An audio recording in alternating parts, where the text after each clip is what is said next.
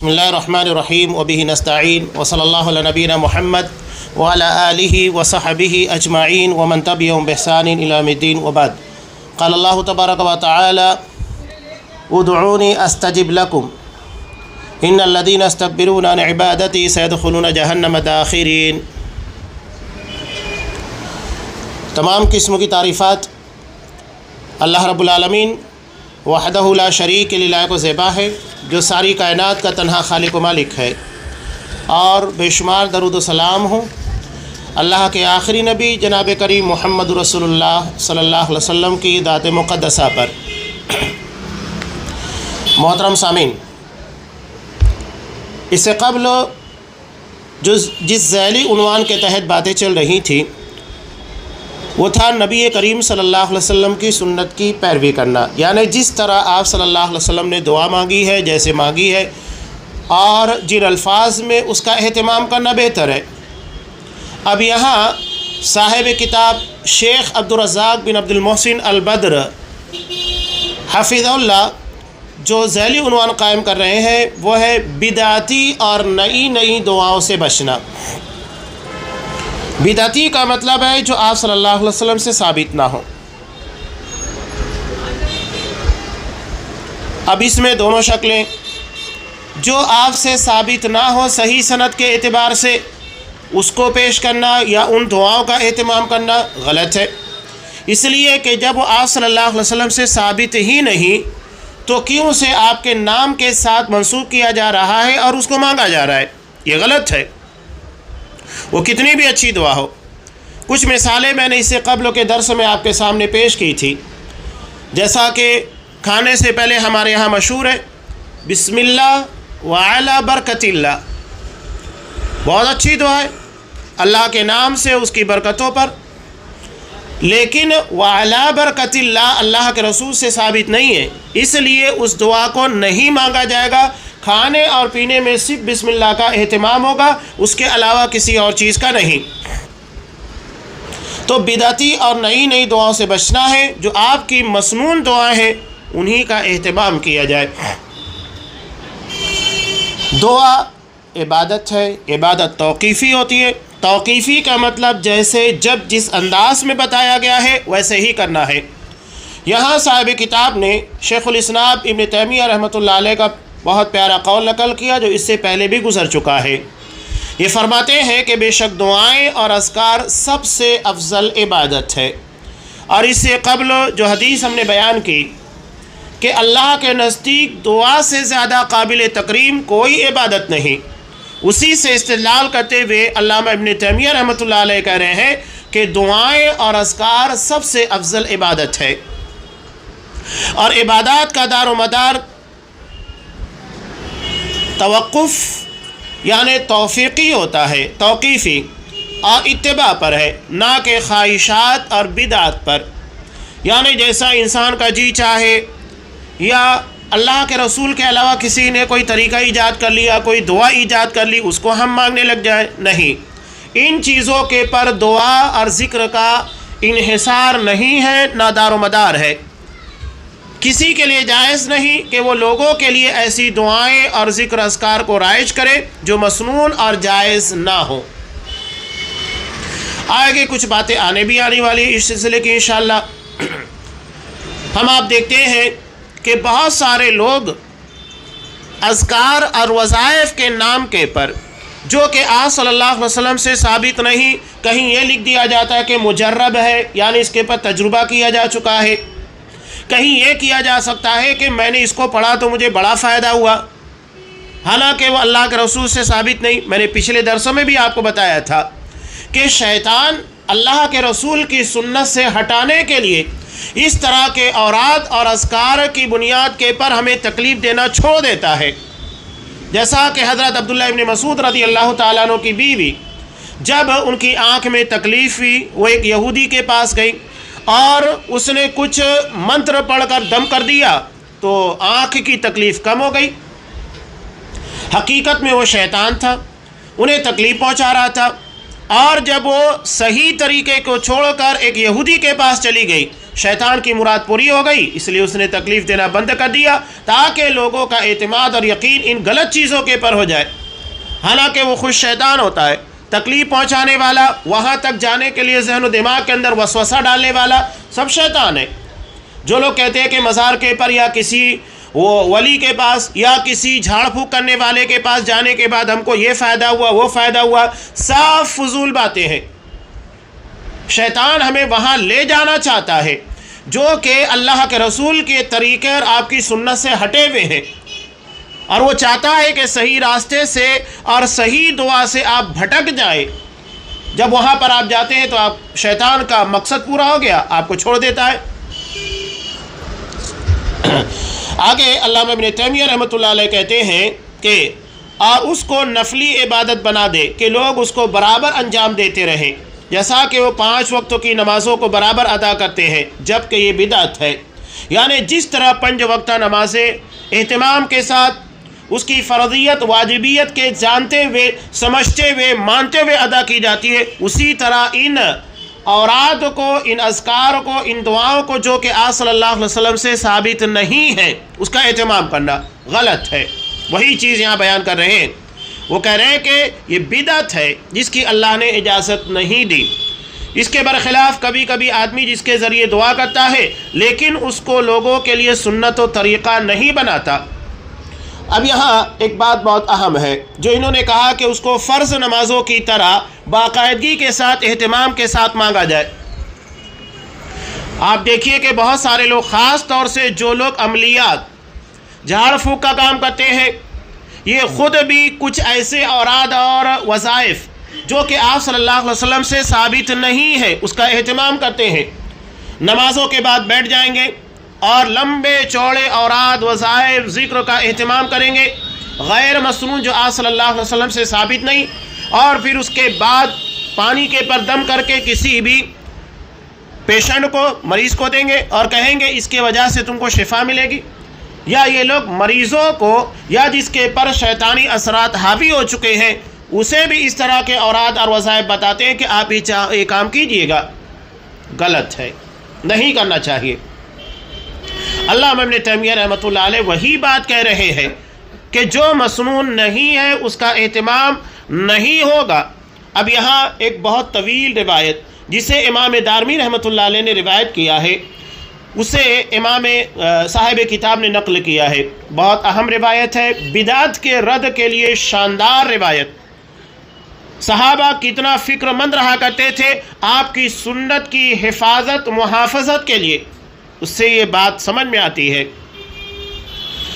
देखिए, हज़रत अम्र बिन सलमा अल-हमदानी कहते हैं कि एक मरतबा हम सुबह की नमाज से पहले हज़रत अब्दुल्ला इब्न मसूद रज़ी अल्लाह ताला अन्हु के दरवाज़े के पास बैठे हुए थे। जब अब्दुल्ला बाहर तशरीफ़ लाते तो हम उनके साथ मस्जिद में आ जाया करते थे। उसी दौरान हज़रत अबू मूसा अशरी रज़ी अल्लाह ताला अन्हु वहाँ तशरीफ़ लाए और दरियाफ़्त किया क्या हज़रत अबू अब्दुर्रहमान ये अब्दुल्ला इब्न मसूद रज़ी अल्लाह ताला अन्हु की कुन्नियत है, बाहर तशरीफ़ लाए? हमने जवाब दिया नहीं। तो हज़रत अबू मूसा अशरी रज़ी अल्लाह ताला अन्हु हमारे साथ बैठ गए, यहाँ तक कि हज़रत अब्दुल्ला बिन मसूद रज़ी अल्लाह ताला अन्हु बाहर तशरीफ़ लाए। जब वो आए तो हम सब उठकर उनके पास गए। हज़रत अबू मूसा अशरी रज़ी अल्लाह ताला अन्हु ने उनसे कहा, अय अबू अब्दुर्रहमान, आज मैंने मस्जिद में एक ऐसी जमात देखी है जो मुझे पसंद नहीं आई, और मेरा मकसद हर तरह की हम्द अल्लाह के लिए मखसूस है, सिर्फ नेकी है। ये काम मैं जो कर रहा हूँ किसी की मुखालफत या किसी को परेशान करने के लिए या जो चीज़ मुझे समझ में नहीं आ रही है उसकी मुखालफत नहीं, सिर्फ अल्लाह की रज़ा के लिए। कहा हज़रत अब्दुल्ला इब्न मसूद दरियाफ़्त तो किया कि बात क्या है, क्या तुमने देखा है जो तुम्हें पसंद नहीं आया? तो उन्होंने कहा कि शाम तक आप खुद देख लेंगे। हज़रत अबू मूसा बयान करते हैं कि मैंने मस्जिद में कुछ लोगों को देखा, वो हल्का बनाकर बैठे हुए हैं और नमाज का इंतज़ार कर रहे हैं। उनमें से हर एक हल्के में एक शख्स है, हल्का गोलदारा बनाकर बैठा जाता है जिसके सामने कंकरियाँ मौजूद हैं اور وہ شخص یہ کہتا ہے 100 مرتبہ اللہ اکبر پڑھو، تو لوگ 100 مرتبہ اللہ اکبر پڑھتے ہیں۔ پھر وہ شخص کہتا ہے 100 مرتبہ لا الہ الا اللہ پڑھو، تو لوگ 100 مرتبہ لا الہ الا اللہ پڑھتے ہیں۔ وہ کہتا ہے 100 مرتبہ سبحان اللہ پڑھو، تو پھر اس کے بعد وہ 100 مرتبہ سبحان اللہ پڑھتے ہیں۔ حضرت عبداللہ بن مسعود نے ان سے دریافت کیا، آپ نے ان سے کیا کہا؟ یہ کس کو کہہ رہے ہیں؟ حضرت ابو موسیٰ اشعری کو، کہ تم نے یہ حالت جب ان لوگوں کی دیکھی تو کیا کہا؟ تو انہوں نے جواب دیا کہ میں نے آپ کی رائے کا انتظار کرتے ہوئے ان سے کچھ نہیں کہا۔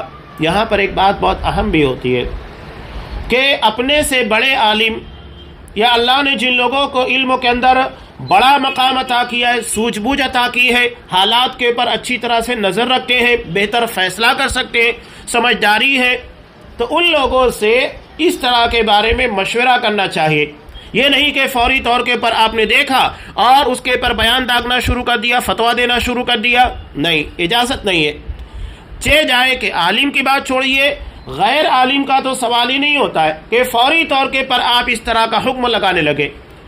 پہلے اس کے بارے میں اگر آپ کو یقینی علم ہے تو پھر وہاں پر بھی ذمہ داری بنتی ہے کہ آپ اچھے انداز میں حکیمانہ طور کے پر اس بدعت، اس برائی اور اس خرابی کو دور کرنے کی کوشش کریں۔ میں اکثر بیان کرتا ہوں یہ خامیاں علماء کے اندر بھی پائی جاتی ہے اور عوام میں بھی، جذباتیت، اور اس طرح جذباتی بیان دینے والے علماء کو اسی طرح کے لوگ پسند کرتے ہیں جو اصل میں علموں سے کورے ہوتے، شعلہ بیانی، جذباتی تقریریں کر دینا، بھڑکاؤ انداز ہونا۔ اسلام میں ان چیزوں کو پسند نہیں کیا گیا ہے۔ حلم اور بردباری، سوچ سمجھ کر، ذہانت کے ساتھ، سمجھداری کے ساتھ کوئی فیصلہ کرنا اللہ کو بہت محبوب ہے، بہت پیارا ہے۔ جذباتی انداز نہیں، بھڑکیلا انداز نہیں۔ اب مسلکی تناظر کے اندر بھی ہم دیکھتے ہیں کہ باتیں آتی ہیں، تو کیا اس کا مطلب یہ ہے کہ ہم کسی مخالف مسلک والے کو جو ہمارے مسلک کے اعتبار سے نہیں ہے، نہ اس کا عقیدہ، نہ اس کا منہج، نہ اس کا طریقہ، تو کیا ہم اسے اس کی غلطی کے پر اس انداز سے ٹوکیں کہ اس کو برا لگے، یا چڑھانے والا انداز ہو، اس کو حقیر اور ذلیل کرنے والا انداز ہو؟ نہیں۔ نبی اپنے بارے میں کیا کہتا ہے؟ حضرت ہود کو دیکھیے، حضرت نوح علیہ السلام، نبی کریم صلی اللہ علیہ وسلم، انی لکم ناصح امین، میں تم لوگوں کا خیر خواہ ہوں۔ انداز ناصحانہ ہونا چاہیے، خیر خواہی والا ہونا چاہیے، اور انتہائی امانت کے ساتھ، ایمانداری کے ساتھ اس مسئلے کے بارے میں بات کی جائے، جذباتیات نہیں۔ یہاں بھڑکیلے انداز میں لوگ کیا سمجھتے ہیں کہ بس سامنے والے کو غلط ثابت کر دیا، مشرک ثابت کر دیا، بدعتی ثابت کر لیا، ہم جنتی ہو گئے، معاملہ ختم۔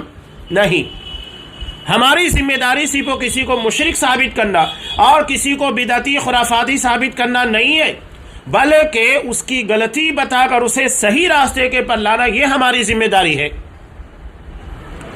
تو یہ علماء اور خاص طور سے عوام میں جو کہ جاہل طبقہ ہوتا ہے، زیادہ علم نہیں رکھتا، اس طرح کی خرابیوں سے دوچار ہوتے ہیں۔ وہ یہ سمجھتے ہیں کہ ہمارے مسلک مخالف کو ہم غلط ثابت کر دیں، بس یہ بہت بڑی فتح ہے، اور اس کی بنیاد کے پر عوام میں بھی دیکھیے واہواہی ہوتی ہے۔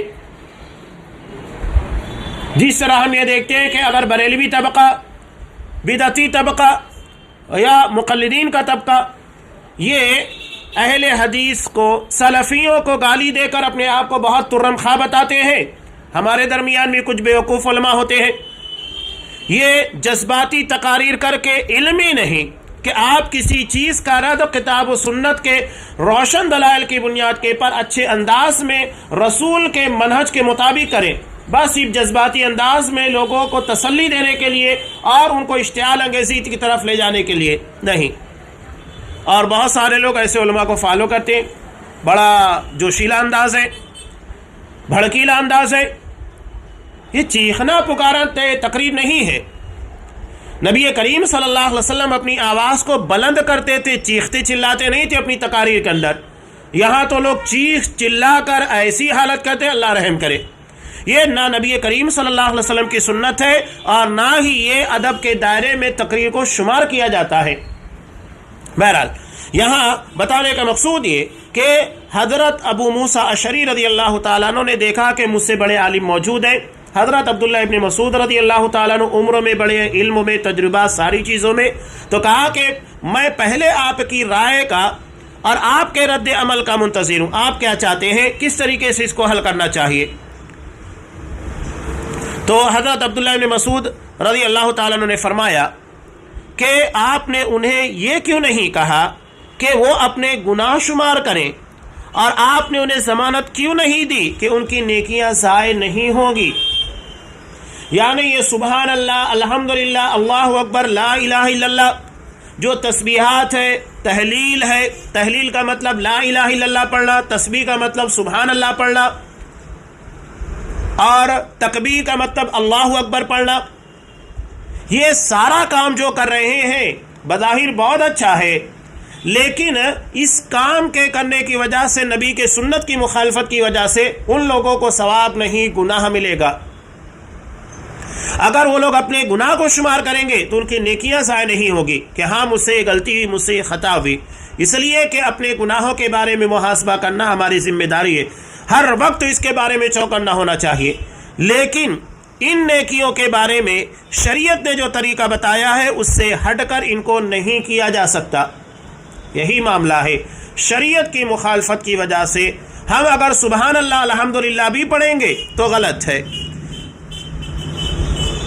آج بھی ہمارے یہاں پر دیکھیے، کوئی مصیبت آ جائے، پریشانی آ جائے عمومی طور پر، یا کوئی وبا آ جائے، تو لوگ کہتے ہیں کہ 1,00,000 مرتبہ لا الہ الا اللہ، لا الہ الا انت سبحانک انی کنت من الظالمین پڑھا جائے۔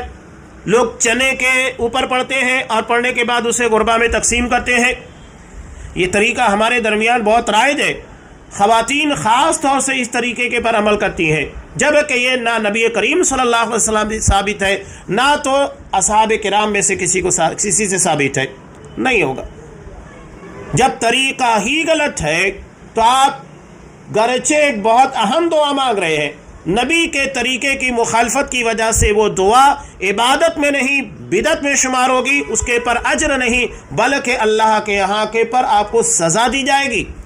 مسئلہ مخالفت کا ہے، طریقہ آپ صلی اللہ علیہ وسلم کا ہونا چاہیے، آپ نے جیسے جس انداز میں بتایا ہے۔ ہاں، راوی بیان کرتے ہیں حضرت عمرو بن سلمہ الحمدانی کہ پھر حضرت عبداللہ ابن مسعود رضی اللہ تعالیٰ عنہ چل پڑے، ان کے ہمراہ ہم بھی چل پڑے، یہاں تک کہ حضرت عبداللہ ان حلقوں میں سے ایک حلقے کے پاس تشریف لائے اور ان کے پاس کھڑے ہو کر ارشاد فرمایا، یہ میں تمہیں کیا کرتے ہوئے دیکھ رہا ہوں؟ انہوں نے جواب دیا، اے ابو عبد الرحمن، یہ کنکریاں ہیں جن پر ہم لا الہ الا اللہ اور سبحان اللہ گن رہے ہیں، پڑھ رہے ہیں۔ حضرت عبداللہ ابن مسعود نے فرمایا، تم لوگ اپنے گناہوں کو گنو، میں اس بات کی ضمانت دیتا ہوں کہ تمہاری نیکیاں ضائع نہیں ہوگی۔ اے حضرت محمد صلی اللہ علیہ وسلم کی امت، تمہارا ستیہ ناس ہو، تم کتنی تیزی سے ہلاکت کی طرف جا رہے ہو۔ یہ تمہارے نبی کے صحابہ تمہارے درمیان بکثرت موجود ہے، اور یہ نبی اکرم صلی اللہ علیہ وسلم کے کپڑے ہیں جو ابھی پرانے نہیں ہوئے، اور یہ نبی صلی اللہ علیہ وسلم کے برتن ہیں جو ابھی ٹوٹے نہیں ہیں۔ اس ذات کی قسم جس کے ہاتھ میں میری جان ہے، کیا تم ایسے طریقے پر ہو جو نبی کریم صلی اللہ علیہ وسلم کے طریقے سے زیادہ ہدایت یافتہ ہے، یا پھر تم گمراہی کا دروازہ کھولنا چاہتے ہو؟ حضرت عبداللہ ابن مسعود رضی اللہ تعالیٰ عنہ کی باتوں پر غور کیجئے، کیا کہہ رہے ہیں؟ صحابہ موجود ہیں جو آپ صلی اللہ علیہ وسلم کے ایک ایک عمل، آپ کی ایک ایک سنت کے بارے میں اچھا علم رکھتے ہیں۔ آپ صلی اللہ علیہ وسلم کے کپڑے پرانے نہیں ہوئے، برتن نہیں ٹوٹے، یعنی ابھی آپ صلی اللہ علیہ وسلم کی وفات بہت ہی قریب میں ہوئی ہے، اور اتنا جلد تم لوگ دین کے اندر نئی نئی چیزوں کو ایجاد کرنا شروع کر دیے ہو۔ کیا سوال کیا؟ تم ایسے طریقے پر ہو جو محمد صلی اللہ علیہ وسلم سے زیادہ ہدایت یافتہ ہے، یا پھر تم گمراہی کا دروازہ کھولنا چاہتے ہو؟ آپ صلی اللہ علیہ وسلم نے کیا کہا تھا؟ کوئی بھی ایسا خیر، اچھائی نہیں ہے جسے میں نے تم لوگوں کو بیان نہ کیا ہو، اور کوئی بھی ایسی برائی نہیں ہے جو میں نے تم لوگوں کو بتائی نہ ہو، اس سے منع نہ کیا ہو۔ تو تو جب ساری اچھائیاں آپ نے بتا دی، اس کے بعد یہ طریقہ اختیار کرنے کا مطلب کیا ہے؟ کیا نعوذ باللہ تم نبی سے زیادہ علم رکھتے ہو؟ نبی سے بہتر طریقہ تم لوگوں کا طریقہ ہے؟ نہیں، بتانا مقصود وہی ہے، یا پھر تم گمراہی کا دروازہ کھولنا چاہتے ہو اور یہ گمراہی کا دروازہ ہی ہے۔ تو ان لوگوں نے عرض کیا کہ اللہ کی قسم اے ابو عبد الرحمن، ہمارا ارادہ صرف نیکی اور خیر کا ہے۔ ارادے سے کیا ہوتا ہے؟ نیت اگر بہت اچھی ہے، اگر ایک آدمی لوگوں کے ساتھ دھوکہ دہی کرتا ہے، انہیں دھوکہ دے کر زیادہ سے زیادہ نفع کماتا ہے، یا تو چوری کرتا ہے تاکہ اسے غربا اور مساکین کے درمیان تقسیم کر سکے، تو کیا ہم اس کو صحیح کہیں گے؟ کوئی صحیح نہیں کہے گا۔ کہ اگر آپ کو اتنا ہی شوق ہے اللہ کی راہ میں ضرورت مندوں کے پر خرچ کرنے کا، تو اپنی حلال کمائی، اپنی محنت کی کمائی کو خرچ کرو۔ اگر وہ 1 روپیہ بھی ہوگا، اللہ بہت اجر دے گا نیت کے اعتبار سے۔ لیکن اگر کروڑوں روپے جو آپ صلی اللہ علیہ وسلم کے طریقے کی مخالفت، چوری یا ناجائز طریقے سے کمایا گیا ہو، حرام ذرائع سے، سود بیاج یا دیگر چیزوں سے، جوئے وغیرہ سے، تو قطعاً اس کی بنیاد کے پر آپ کو کوئی فائدہ نہیں ہوگا، 1 روپیہ کا ثواب ملنے والا نہیں ہے، واضح بات ہے۔ تو حضرت عبداللہ ابن مسعود نے کیا ارشاد فرمایا؟ کتنے نیکی کے خواہش مند ہیں، ایسے ہیں جو نیکی کو حاصل نہیں کر پاتے، یعنی دل میں جذبہ ہے، تڑپ ہے نیکی کی، نیت بہت اچھی ہے لیکن وہ نیکی حاصل نہیں کر پاتے۔ کیوں؟ اس لیے کہ طریقہ صحیح نہیں ہوتا ہے۔ آج ہمارے یہاں لوگ بھی، چاہے وہ تیجا، فاتحہ، قرآن خوانی، یہ ساری چیزوں کے بارے میں باتیں کرتے ہیں اور کہتے ہیں کہ ہم بہت اچھی نیت سے، ہمارا ارادہ برائی کا نہیں ہے۔ یہ کون کہتا ہے؟ قرآن پڑھتے وقت تو کسی کا ارادہ کہاں سے برا ہو سکتا ہے؟ وہ تو اللہ کا کلام پڑھ رہا ہے۔ اگر وہ نماز پڑھ رہا ہے تو اس کا ارادہ برا کیسے ہو سکتا ہے؟ نہیں ہو سکتا۔ یہ بات الگ ہے کہ ریاکاری یا کوئی اور چیز پائی جائے۔ تو بہت سارے لوگ جو کہ نیکی کے خواہش مند ہوتے ہیں، وہ چاہتے ہیں کہ ہمارے نامہ اعمال کے اندر نیکیاں لکھی جائے، ہمارے نامہ اعمال میں اضافہ ہو نیکیوں کا، لیکن وہ نیکی حاصل نہیں کر پاتے، طریقہ نبی کریم صلی اللہ علیہ وسلم کے مخالف ہونے کی وجہ سے۔ تو یہ بہت اہم اس باب کے اندر روایت ہے کہ آپ صلی اللہ علیہ وسلم کے طریقے سے ہٹ کر اگر ہم کوئی بھی دعا کریں گے، کوئی بھی ذکر کریں گے یا کوئی بھی وظیفہ اختیار کریں گے، آپ صلی اللہ علیہ وسلم کی مخالفت کی وجہ سے وہ رد ہوگا، ہمیں اس کے پر نیکی نہیں بلکہ گناہ ملے گا، جبکہ اس کے مقابلے میں اگر ہم اپنے گناہ کو شمار کریں گے تو اللہ یقیناً ہمیں اجر دے گا، ہدایت دے گا۔ یہ بہت بڑا فرق ہے، اس چیز کو سمجھنا چاہیے۔ آگے صاحب کتاب ارشاد فرماتے ہیں، یہی حضرت عبداللہ ابن مسعود رضی اللہ تعالیٰ عنہ ایک دوسرے مقام کے پر کہتے ہیں کہ اقتصاد فی سنت خیر من اجتہاد فی بدعت، کہ سنت کو ادا کرنے میں میانہ روی اختیار کرنا۔ میانہ روی کا مطلب یہ ہے کہ آپ جتنا استطاعت ہے، جس کو آپ کنٹینیو تسلسل کے ساتھ ادا کر سکتے ہیں، اتنا اختیار کرنا میانہ روی کے ساتھ، یعنی بہت زیادہ بھی نہیں اور نہ بہت کم بھی، بلکہ بالکل درمیان کی چیز لے کر جس کے پر آپ پابندی کے ساتھ عمل کر سکے۔ تو سنت کو ادا کرنے میں درمیانہ روی اختیار کرنا بدعت کو انجام دینے میں بہت زیادہ کوشش کرنے سے بہتر ہے، اس لیے کہ سنت ثابت ہے، وہ آپ کا طریقہ ہے۔ آپ اگر 1 مرتبہ کریں، 2 مرتبہ کریں، 3 مرتبہ، اللہ یقیناً اجر دے گا، اس لیے کہ وہ ثابت شدہ چیز ہے۔ لیکن اگر بدعت جو کہ ثابت ہی نہیں ہے، پوری زندگی اگر اس کے پر لگا دیں گے تو کبھی بھی آپ حاصل نہیں کر پائیں گے۔ مثال کے طور پر آپ کو ممبئی جانا ہے، راستہ اس جانب پڑتا ہے بائیں جانب، اگر آپ بائیں جانب کے بجائے داہنی طرف جو کہ دھولیا اندور کا راستہ پڑتا ہے اس کی طرف چلے، تو اگر جتنی رفتار کے ساتھ اس راہ کے پر آپ آگے بڑھیں گے اتنا اپنی منزل سے دور ہوتے جائیں گے۔ قرآن اس کو ضلالًا بعیدا کہتا ہے، دور کی گمراہی۔ دور کی گمراہی کیوں؟ اگر آپ اس راہ کے پر 1 کلومیٹر آگے گئے تو حقیقت میں آپ 2 کلومیٹر آگے نکل چکے ہیں۔ کیوں؟ 1 کلومیٹر آپ کو جانا ہے آگے، وہ آپ کا نقصان ہے، واپس پلٹ کر آنے میں جو 1 کلومیٹر آپ کا ہوگا وہ بھی نقصان میں شمار ہوگا۔ تو حقیقت میں وہ 1 نہیں 2 کلومیٹر بنتا ہے. آپ اگر 100 کلومیٹر چلے جائیں 200 تو حقیقت میں وہ 100 نہیں 200 کلومیٹر ہوگا, 200 نہیں بلکہ 400 کلومیٹر ہوگا, اور وہ انرجی ضائع. اس کے بعد آپ کو صحیح راستے کے پر آنا ہے. وہاں جتنا آپ آگے جائیں گے وہ آپ اپنی منزل کی جانب رواں دواں ہوں گے. تو صحیح راستے کے پر اگر آپ دھیرے دھیرے چل رہے ہیں, گرچہ آپ کو جانے میں ہفتہ بھر لگے پیدل چلنے کی وجہ سے, یا اگر آپ کے پاس اچھی سواری ہے آپ تو 5 گھنٹے میں 6 گھنٹے میں 10 گھنٹے کے اندر پہنچ گئے, چونکہ راستہ صحیح ہے تو آپ چاہے پیدل چلتے ہوئے جائیں چاہے اڑتے ہوئے اس راہ کے پر جائیں, منزل پر یقیناً پہنچیں گے. لیکن راستہ اگر غلط ہے تو جتنی محنت کی جائے گی, جتنی رفتار ہوگی, اتنا اپنی منزل سے دور ہوتے جائیں گے. اسی کو یہاں حضرت عبداللہ ابن مسعود رضی اللہ تعالیٰ عنہ کہہ رہے ہیں کہ سنت کو ادا کرنے میں درمیانہ روی اختیار کرنا بدعت کو انجام دینے میں بہت زیادہ کوشش کرنے سے بہتر ہے.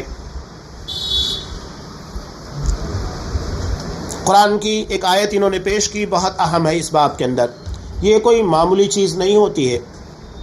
طریقے کی جو مخالفت ہوتی ہے, قاعدہ اور قانون, اس کو کیسے پڑھنا ہے, کب پڑھنا ہے, کتنا پڑھنا ہے, یہ سارا تعین شریعت کرتی ہے. اور اگر کوئی اپنی مرضی سے طے کرتا ہے تو غلط ہے.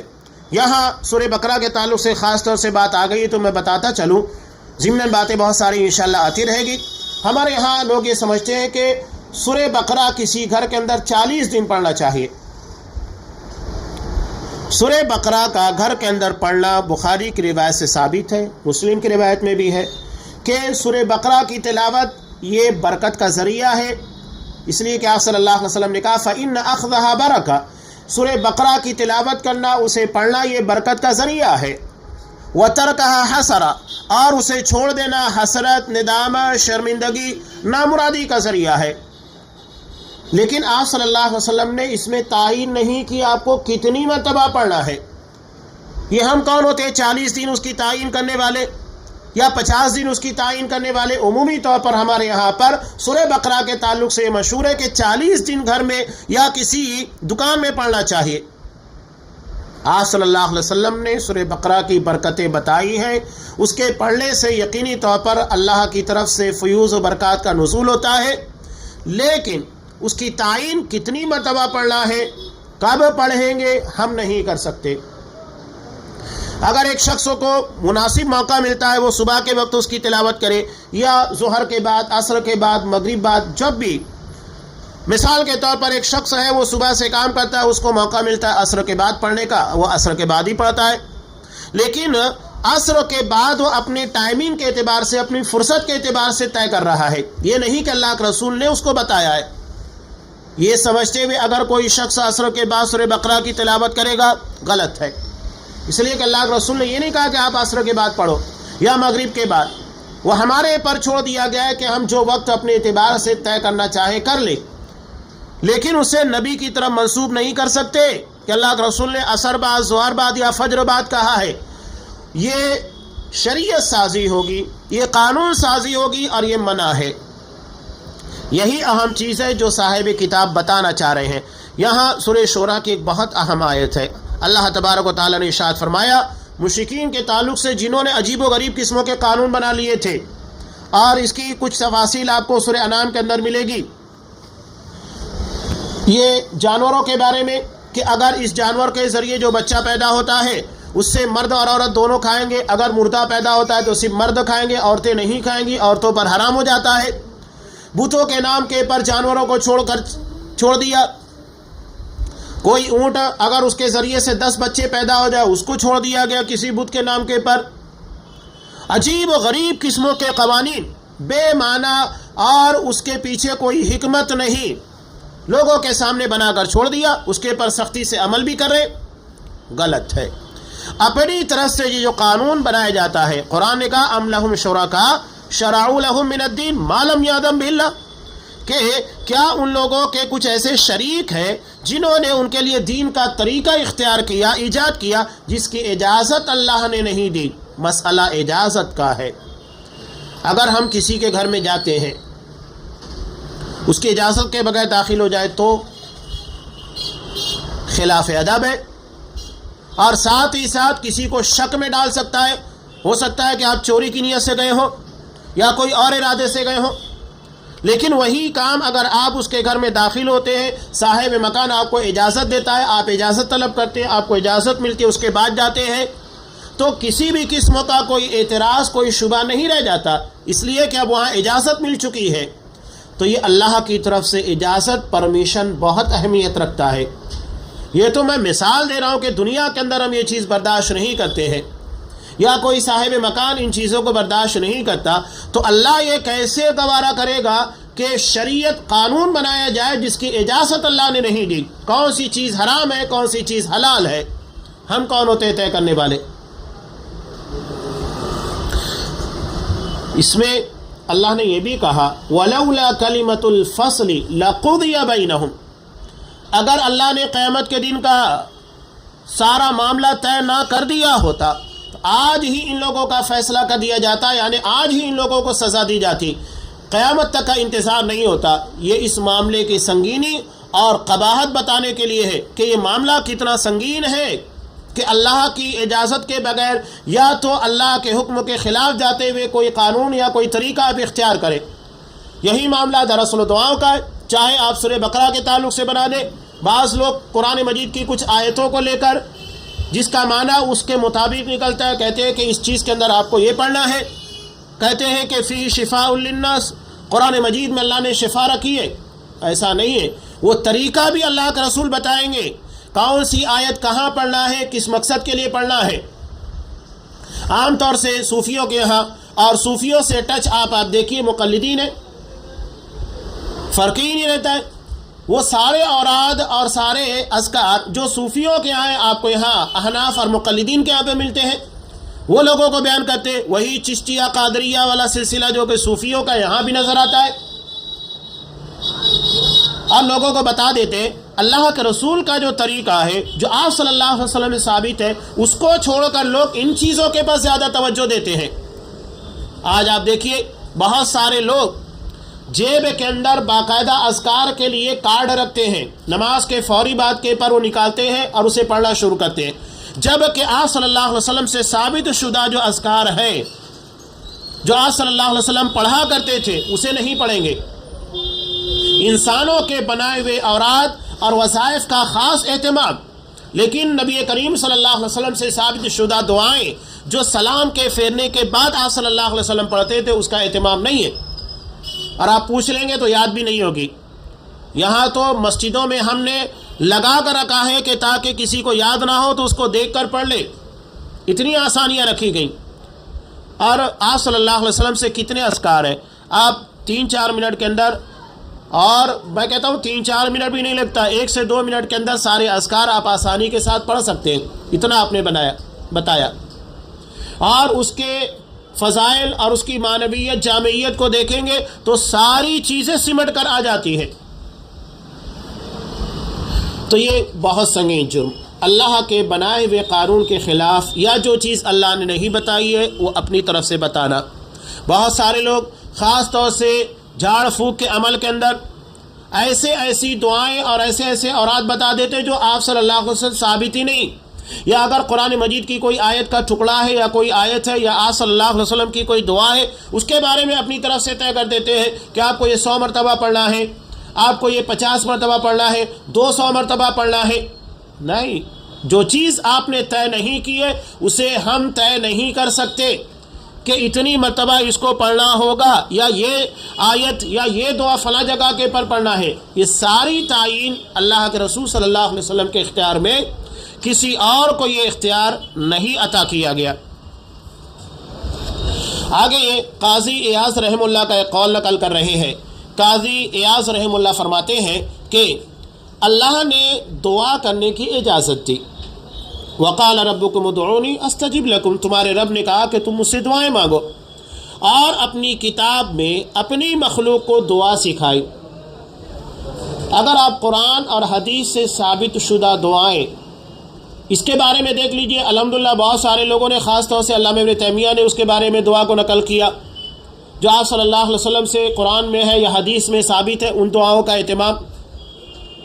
اور اب قریب میں بھی بہت سارے علماء نے الحمدللہ ان ساری دعاؤں کو جمع کیا ہے، کب کس موقع پر کون سی دعا کرنا چاہیے، تفصیل کے ساتھ یہ ساری چیزیں. اور یہ بھی شیخ عبدالرزاق بن عبد المحسن البدر حفظہ اللہ آگے چل کر قرآن کی حدیث کی وہ ساری دعائیں آ گئی. آپ صلی اللہ علیہ وسلم جن دعاؤں کا اہتمام کیا کرتے تھے، تو وہی کہہ رہے ہیں کہ اپنی کتاب میں اپنی مخلوق کو دعا سکھائی. جو بھی دعا انسانی زندگی میں بن سکتی تھی یا اس کی ضرورت تھی، اللہ نے وہ ساری دعائیں قرآن حدیث میں نازل کی ہے. اب کسی اور کی کوئی ضرورت باقی نہیں رہ جاتی ہے. اور نبی کریم صلی اللہ علیہ وسلم نے اپنی امت کو سکھایا، آپ صلی اللہ علیہ وسلم نے دعا سکھائی. بلکہ صحابہ اگر لگتا تھا کہ وہ اس دعا کو نہیں سن پا رہے، لیکن محسوس ہوتا کہ آپ کچھ پڑھ رہے ہیں، تو اس کے بارے میں تفسیر کرتے. بخاری کی روایت میں حضرت ابو ہریرہ رضی اللہ تعالیٰ عنہ نے نبی کریم صلی اللہ علیہ وسلم سے پوچھا کہ میرے ماں باپ آپ پر فدا ہو، آپ تکبیر کہنے کے بعد سورہ فاتحہ کی قرأت سے پہلے پڑھتے کیا ہے؟ اس لیے کہ وہ وقفہ ہے. حضرت ابو ہریرہ کو محسوس ہوا کہ اس وقفے میں آپ صلی اللہ علیہ وسلم بلا وجہ خاموش نہیں رہیں گے، کچھ پڑھ رہے ہیں. تب آپ صلی اللہ علیہ وسلم نے کہا کہ میں پڑھتا ہوں اللہم باعد بینی و بین خطایا، پوری دعا. تو صحابہ اسے پوچھ لیا کرتے تھے آپ کون سی دعا مانگ رہے ہیں؟ آپ نے دعا سکھائی بھی ہے. اور استخارہ وغیرہ کی دعا، بہت ساری دعا کے بارے میں حضرت عبداللہ ابن عمر یہ لوگ کہتے ہیں کہ اللہ کے رسول جس طرح قرآن سکھاتے تھے اس طرح ہمیں استخارہ کی دعا سکھاتے تھے. اتنا اہتمام.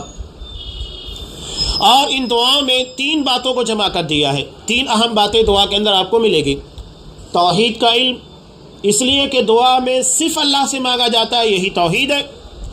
زبان کا علم، یعنی کس انداز میں آپ کو دعا مانگنا چاہیے، اس کا طریقہ آپ کو بتا دیا گیا ہے عربی زبان کے اندر جو دعائیں ہیں. اور امت کے لیے نصیحت و خیر خواہی. نصیحت و خیر خواہی کا مطلب یہ کہ اگر آپ بیمار ہیں تو بیمار کے لیے آپ کو مکمل دعا ملے گی. خود بیمار شخص کو کیا دعا کرے، اگر ہم بیمار کی عیادت کے لیے مزاج پرسی کے لیے جا رہے ہیں تو اس وقت تو کیا دعا کرنا ہے. سب چیزوں کے لیے، مارکیٹ میں داخل ہونے کے لیے نیا پھل آتا ہے اس کو دیکھنے وقت تو کیا دعا ہے. سب جگہ کے پر دعائیں آپ کو ملے گی. کسی کے لیے مناسب نہیں ہے کہ وہ اس سے اعراض کرے.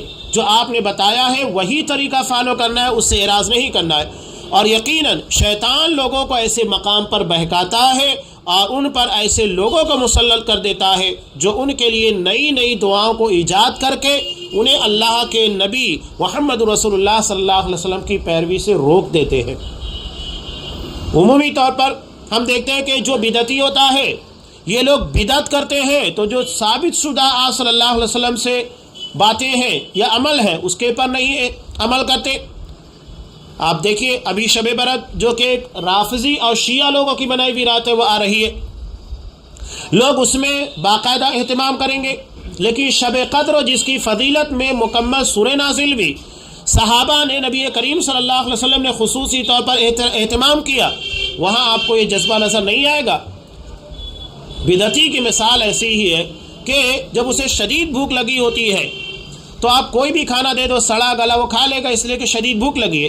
اور اس کے کھانے کے بعد اگر آپ اس کو اچھا کھانا دو گے تو وہ نہیں کھائے گا، اس لیے کہ خراب چیزوں سے اس کا پیٹ بھر چکا ہے.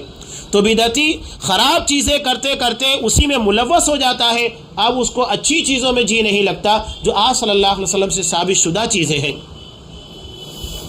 تو یہ ان لوگوں کے پر شیطان لوگوں کو ایسے مقام پر بہکاتا ہے اور ان پر ایسے لوگوں کو مسلط کر دیتا ہے جو ان کے لیے نئی نئی دعاؤں کو ایجاد کر کے انہیں رسول اللہ صلی اللہ علیہ وسلم کے طریقے سے روک دیتے ہیں.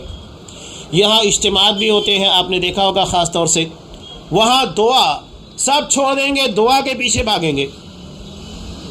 اب دعاؤں کی بھی قیمتیں لگتی ہیں، 501 والی، 1001 والی دعا. کوئی نہیں جا پاتا، کہتا ہے کہ میرے لیے اتنی والی دعا کا دینا. دعا کی قیمتیں جس طرح قرآن خوانی اور تیجا فاتحہ کی ہے، دعاؤں کی قیمتیں لوگ طے کرنے لگے ہیں. آپ اس طرح کے 101 دیں گے تو آپ کے لیے ایسی دعا مانگی جائے گی. جتنی قیمت بڑھے گی ویسی دعا کے اندر آپ کی زیادہ سے زیادہ الفاظ زیادہ سے زیادہ استعمال کیے جائیں گے اور زیادہ سے زیادہ دعائیں تمہارے لیے کی جائے گی. شیطان نے ایک ہتھ کنڈا دے دیا ہے، پیسہ بھی جا رہا ہے. قرآن نے جس کے بارے میں کہا یاکلون اموال الناس بالباطل ویصدون عن سبیل اللہ، یہودی علماء کی صفت ہے، لوگوں کا مال ناجائز طریقے سے کھاتے ہیں اور اللہ کی راہ سے روک بھی دیتے ہیں۔ آگے اس ذیلی عنوان کے تحت امام قرطبی رحمۃ اللہ علیہ کا ایک قول نقل کیا، اسی کے پر اس باب کا اختتام بھی ہوتا ہے ذیلی عنوان کا، کہ نئی آپ صلی اللہ علیہ وسلم سے ثابت شدہ دعاؤں کو چھوڑ کر بدعتی اور نئی دعاؤں سے بچنا چاہیے۔ یہاں امام قرطبی رحمۃ اللہ علیہ کا قول ہے، یہ فرماتے ہیں کہ انسان پر لازم و ضروری ہے کہ وہ قرآن و حدیث کی دعاؤں کا اہتمام کرے اور ان دونوں کے علاوہ دوسری دعاؤں کو چھوڑ دے۔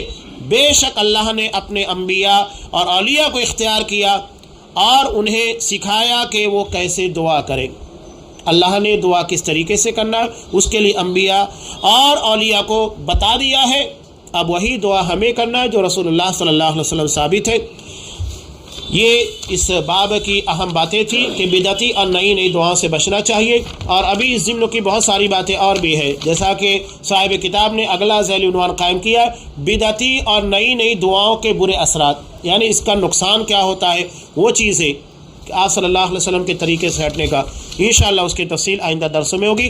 اللہ تبارک و تعالی ہمیں آپ صلی اللہ علیہ وسلم سے ثابت شدہ مسنون دعاؤں کو آپ کے طریقے کے مطابق مانگنے، اخلاص اور الہیت کے ساتھ دعا کرنے کی توفیق دے، انہیں شرف قبولیت بخشے اور بدعتی اور نئی دعاؤں سے محفوظ رکھے۔ آمین۔ وآخر دعوانا ان الحمد للہ رب العالمین۔